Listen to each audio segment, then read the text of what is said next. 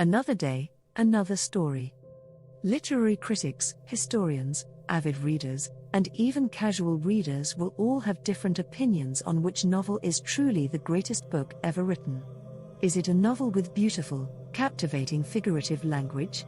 Or one with gritty realism? A novel that has had an immense social impact? Or one that has more subtly affected the world? Here is a list of 12 novels that, for various reasons, have been considered some of the greatest works of literature ever written. Welcome to Tabo Eminent Channel. Anna Karenina. Any fan of stories that involve juicy subjects like adultery, gambling, marriage plots, and, well, Russian feudalism, would instantly place Anna Karenina at the peak of their greatest novels list. And that's exactly the ranking that publications like Time magazine have given the novel since it was published in its entirety in 1878. Written by Russian novelist Leo Tolstoy, the 8-part towering work of fiction tells the story of two major characters, a tragic, disenchanted housewife, the titular Anna, who runs off with her young lover, and a love-struck landowner named Konstantin Levin, who struggles in faith and philosophy. Tolstoy molds together thoughtful discussions on love, pain, and family in Russian society with a sizable cast of characters regarded for their realistic humanity. The novel was especially revolutionary in its treatment of women, depicting prejudices and social hardships of the time with vivid emotion. To Kill a Mockingbird. Harper Lee, believed to be one of the most influential authors to have ever existed, famously published only a single novel, up until its controversial sequel was published in 2015 just before her death. Lee's To Kill a Mockingbird was published in 1960 and became an immediate classic of literature. The novel examines racism in the American South through the innocent wide eyes of a clever young girl named Jean Louise Scout Finch. Its iconic characters, most notably the sympathetic and just lawyer and father Atticus Finch, served as role models and changed perspectives in the United States at a time when tensions regarding race were high.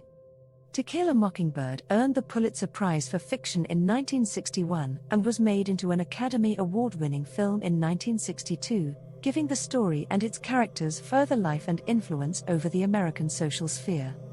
The Great Gatsby.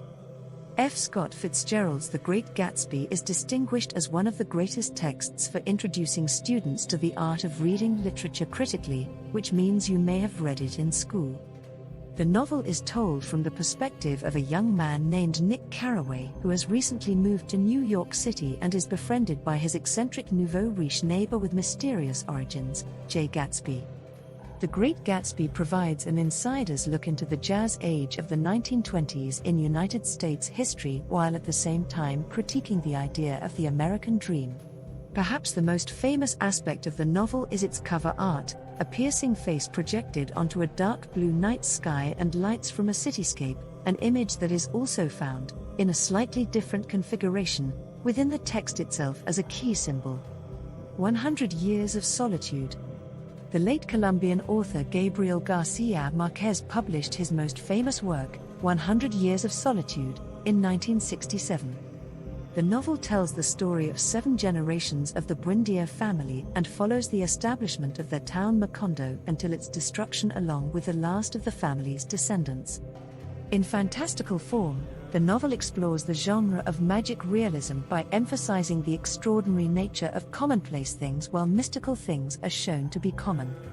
Marquez highlights the prevalence and power of myth and folktale in relating history and Latin American culture. The novel won many awards for Marquez, leading the way to his eventual honor of the Nobel Prize for Literature in 1982 for his entire body of work, of which 100 Years of Solitude is often lauded as his most triumphant. A Passage to India. E.M. Forster wrote his novel A Passage to India after multiple trips to the country throughout his early life.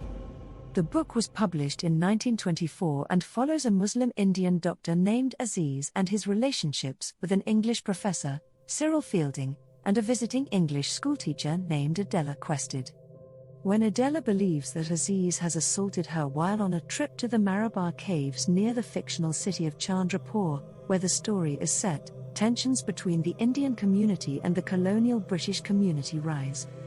The possibility of friendship and connection between English and Indian people, despite their cultural differences and imperial tensions, is explored in the conflict.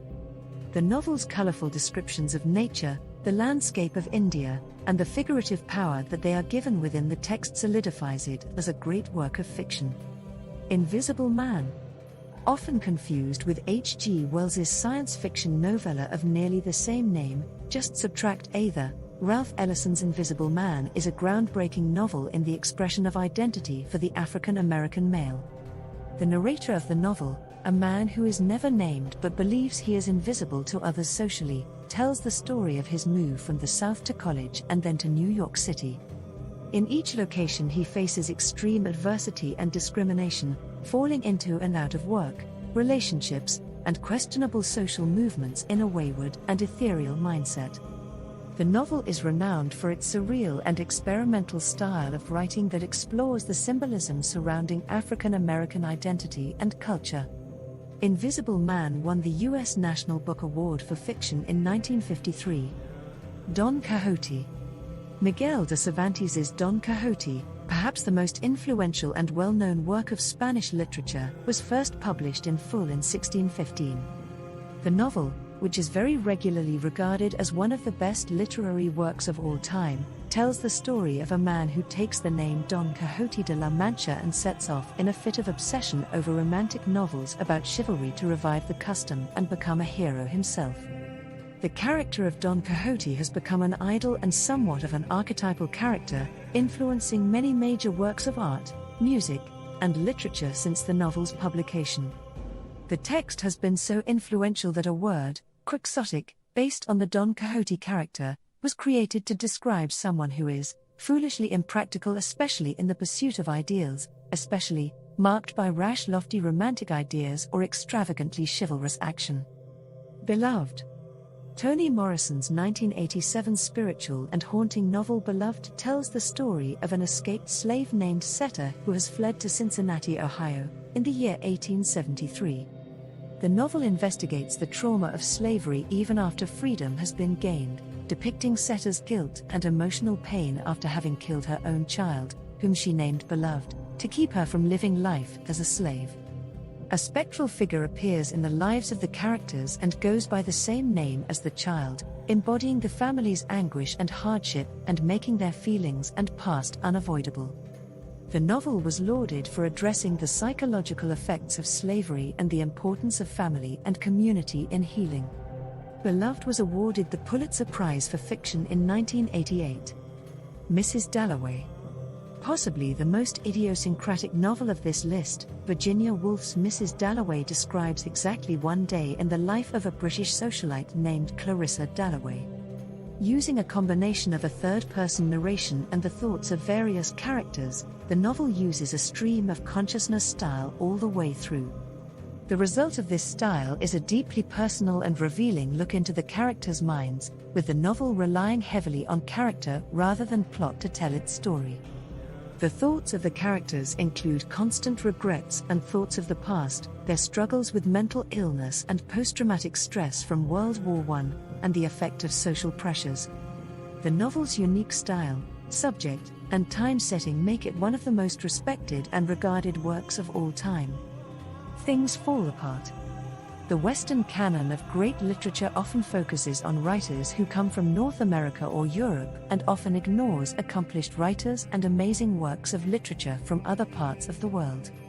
Chinua Achebe's Things Fall Apart, published in 1958, is one such work of Nigerian literature that had to overcome the bias of some literary circles and one that has been able to gain recognition worldwide despite it.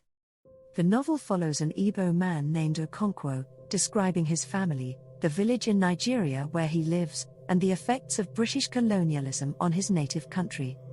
The novel is an example of African post-colonial literature, a genre that has grown in size and recognition since the mid-1900s as African people have been able to share their often unheard stories of imperialism from the perspective of the colonized.